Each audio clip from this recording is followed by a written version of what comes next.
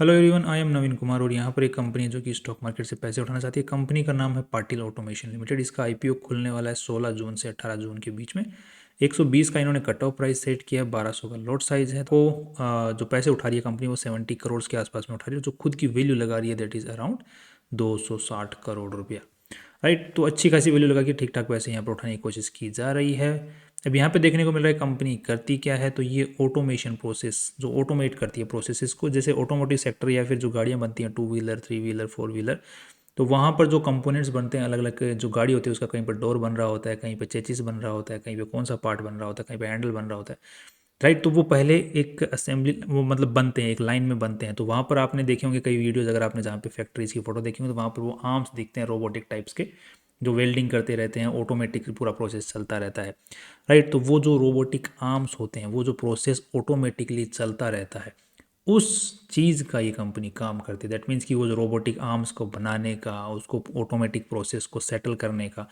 Right, तो किसी भाई को, अगर किसी कंपनी को, अगर किसी इंडस्ट्रियलिस्ट को एक फैक्ट्री लगवानी है जिसमें ये प्रोसेस ऑटोमेशन करवाना है, तो ये कंपनी उनको कंपोनेंट्स देती है, लगाती है वहाँ पर, और उनको प्रोसेस ऑटोमेट करके देती है, और साथ में मेंटेनेंस का काम भी करती है, बिकॉज दो robots need maintenance as well. Right, तो अब इसके अंदर में ये जैसे पूरा का ये रोबोटिक्स का काम करती है, वेल्डिंग सिस्टम का काम देख लेती है, असेंबली लाइन का काम देख लेती है जो कि ऑटोमेटिक प्रोसेस रहते हैं। राइट, तो वो जितने भी का इंस्पेक्शन जो होता है लास्ट के अंदर में किसी भी कंपोनेंट का, वो इंस्पेक्शन जो ऑटोमेटेड होता रहे, उसको भी देख लेती है। So complete the process the automation part ये कंपनी देखती है। तो वो कंपोनेंट्स बनाती है, मैन्युफैक्चर करती है। अब ये नहीं है कि कोई भी बंदा जो है इनके यहीं पे ये अपनी फैक्ट्री में किसी और को सर्विस प्रोवाइड कर रहे हैं कि आप आओ हमारी फैक्ट्री में ऑटोमेट करो, नहीं, ये बना के दे देते हैं आगे जो जो भी रिक्वायरमेंट होती है अगले कस्टमर की। राइट, तो अब देख लेते हैं कि जो कंपनी के जो प्रमोटर हैं उनके पास में कितनी होल्डिंग, कितना मालिकाना हक बिफोर द आईपीओ रहने वाला है। सो आफ्टर द आईपीओ 68-69% के आसपास मालिकाना हक प्रमोटर्स के पास में रहेगा। एंड नेक्स्ट यहाँ पर कंपनी का जो आईपीओ लेके आ रहे हैं लीड मैनेजर, जिनका नाम है सेलेन कैपिटल प्राइवेट लिमिटेड। इनकी पास्ट की जो कोई हिस्ट्री यहाँ पर देखने को नहीं मिल रही है। ये आई थिंक इनका पहला आईपीओ हो सकता है।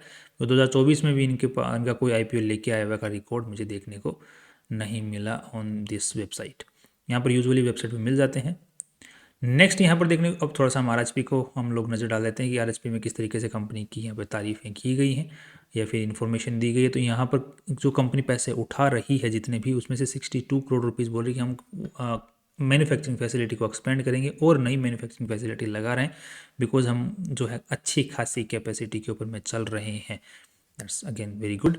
नेक्स्ट यहाँ पर बाकी लोन चुकाने के लिए पैसा काम में लिया जाएगा, और वर्किंग कैपिटल के लिए ज़्यादा कुछ खास पैसा यहाँ पर कंपनी नहीं ले रही है। That means working capital company का अच्छा खासा चल रहा है।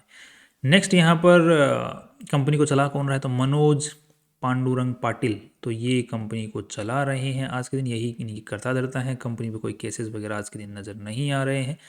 नेक्स्ट यहाँ पर कंटिजेंट लाइबिलिटी में बैंक गारंटी ज़रूर नज़र आ रही है, बाकी कुछ खास नहीं है। और नेक्स्ट, अब जब कंपनी जो पैसे उठा रही है लाइक, उसमें से अच्छा खासा पैसा जो है कंपनी 62 करोड़ रुपीज़ के आसपास में नई फैक्ट्री पे लगाने वाली है। तो वो पैसा कहाँ कहाँ कितना खर्च होने वाला है, तो लैंड एक्विजिशन के ऊपर में 11-12 करोड़ रुपया खर्च होने वाला है, सबसे पहली चीज़।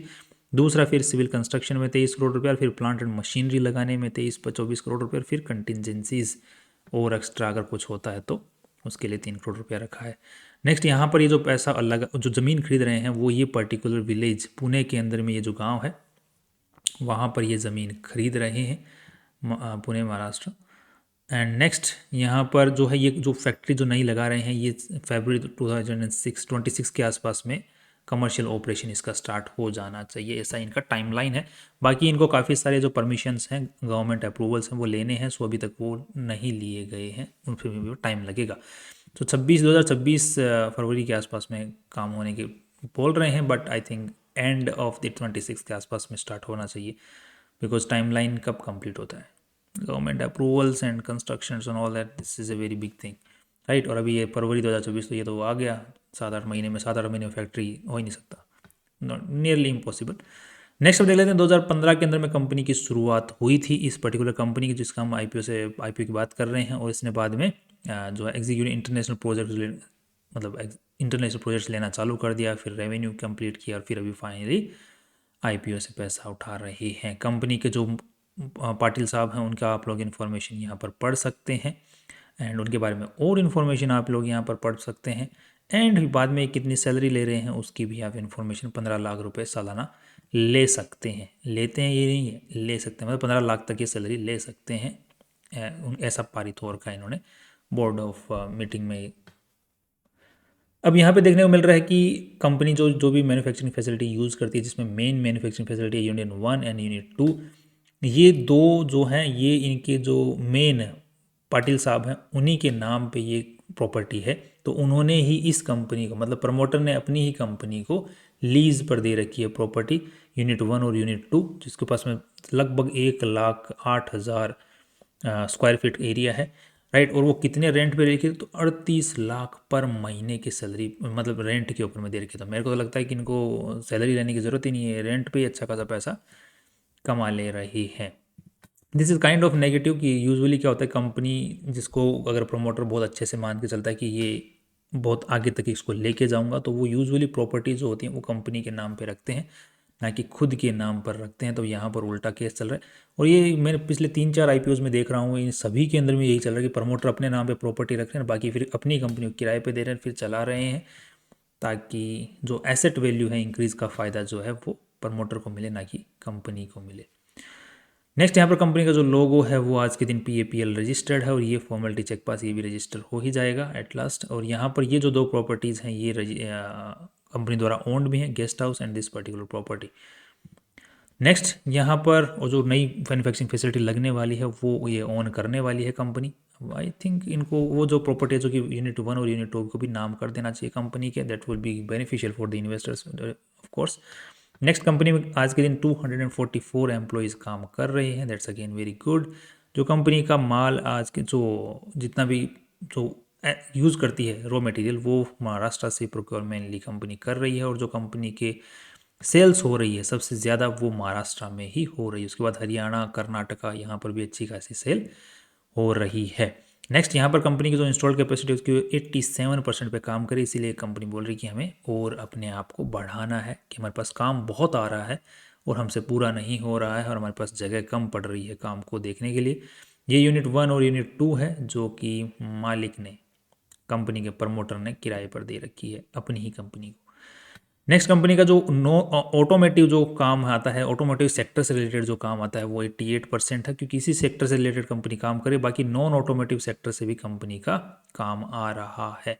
जहाँ पे भी कंपनी को, जैसे फैक्ट्री, किसी को कोई कस्टमर आ गया उसने बोला कि मेरे को एक फैक्ट्री लगानी है जो ऑटोमोटिव सेक्टर से नहीं है, गाड़ी ये 2 व्हीलर 3 व्हीलर 4 व्हीलर से रिलेटेड नहीं है, बट उसको फैक्ट्री लगवानी है, उसमें भी ऑटोमेशन करवाना है, तो वो कस्टमर्स को भी ये देखती है।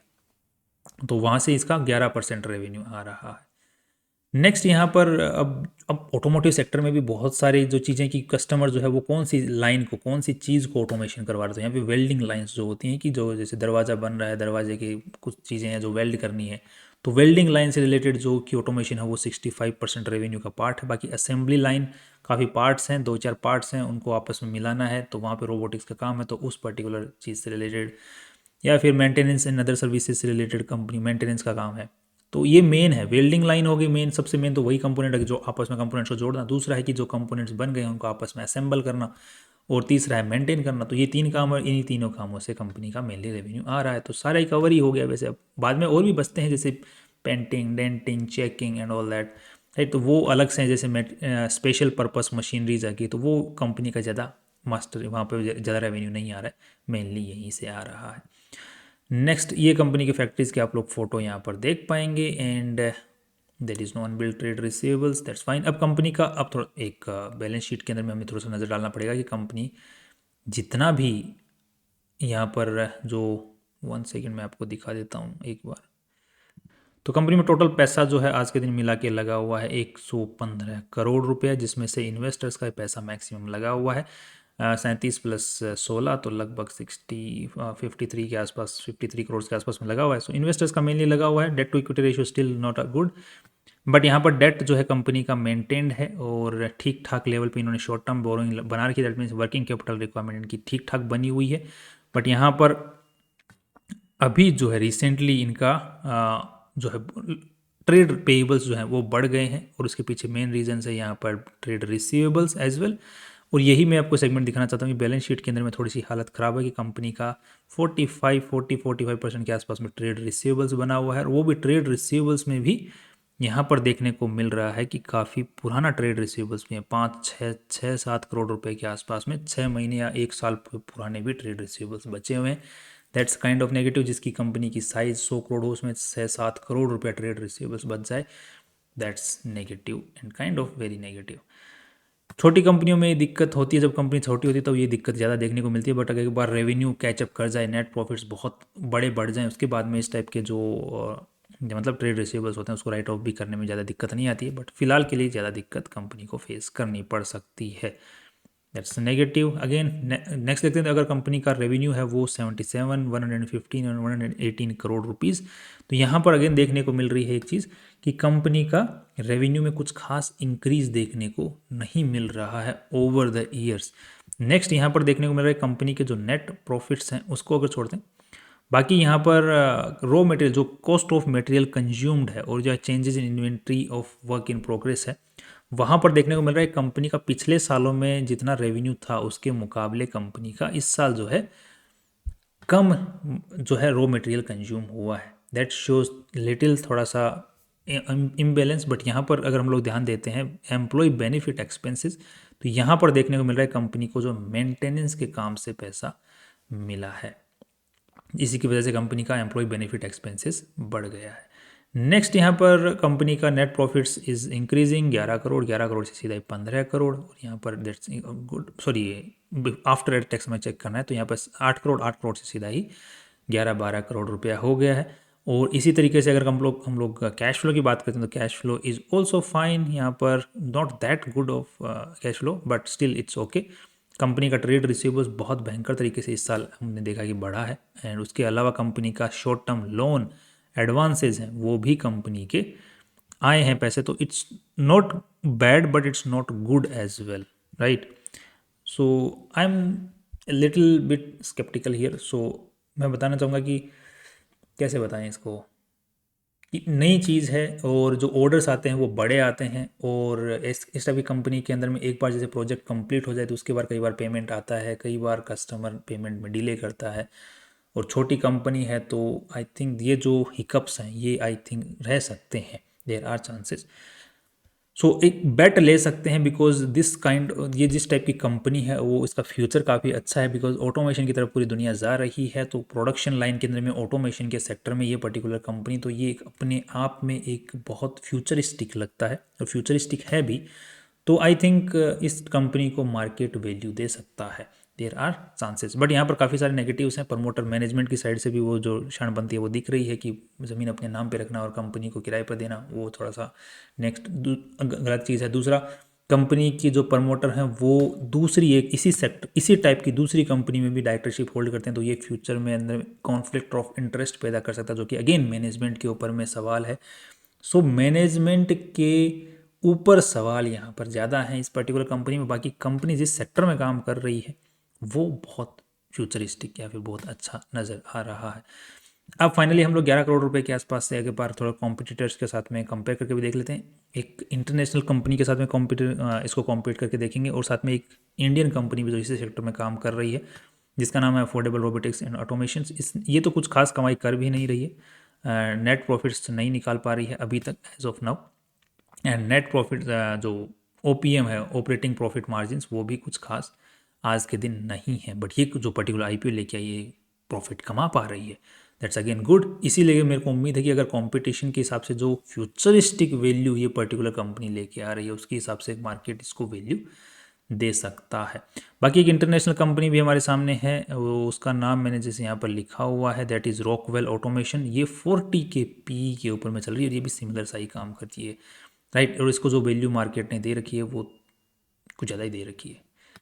सो 40 के PE पे चल रही है, तो उससे हम अंदाज़ा लगा सकते हैं कि कौन सा है ये वाला, कि इस पर्टिकुलर इसको भी मार्केट वैल्यू दे सकता है। अब इसका कितना PE रेशियो निकल के आ रहा है उसको देख लेते हैं एक बार। तो यहाँ पर इसकी जो वैल्यू है वो है 260। 260 को डिवाइड कर दो किससे, 11 से, 10 से कर दो, 26 मार्जिन ऑफ सेफ्टी भी लेके चल रहे हैं, तो 26 का PE रेशियो इज़ गुड।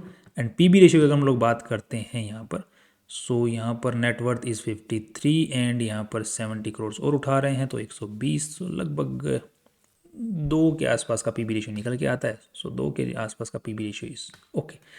सो अब यहाँ पे जो वैल्यू नज़र आ रही है मैनेजमेंट पे सवाल है, डेफिनेटली ध्यान रखना। पास्ट रिकॉर्ड कुछ खास है नहीं एंड फ्यूचर के ऊपर में सेल्स का रेवेन्यू जो है वो खास बढ़ नहीं रहा है। बट एक चीज़ के ऊपर में सिर्फ हम लोग लेके चल रहे हैं कि जो चीज़ जो है वो काफ़ी फ्यूचरिस्टिक है, उसके ऊपर में हम लोग यहाँ पर दाव खेल सकते हैं। That's all my view is. बाकी लिस्टिंग गेन की थोड़ी बहुत उम्मीदें हैं, शॉर्ट टर्म में भी उम्मीदें हैं based on this particular aspect, futuristic only, and long term में भी उम्मीदें हैं। That's all. कर फिर मिलते हैं इंपॉर्टेंट वीडियो के साथ में। Finally see you tomorrow.